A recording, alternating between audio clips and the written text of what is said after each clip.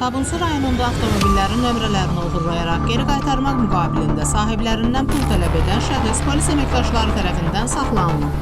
Məlumat Daxili İşlər Nazirliyinin mətbuat xidmətində yayımlanıb, səsləndirdi İbrahimova Əfsanə, Haqq Səsi TV1-in əməkdaşı. Maşın nömrəsini götürdüm. Maşının şüşəsinə öz mobil nömrəmi, WhatsApp faizi mobil nömrəmi qoydum. Yasin'den pul istedim ki nömrəni qaytarım.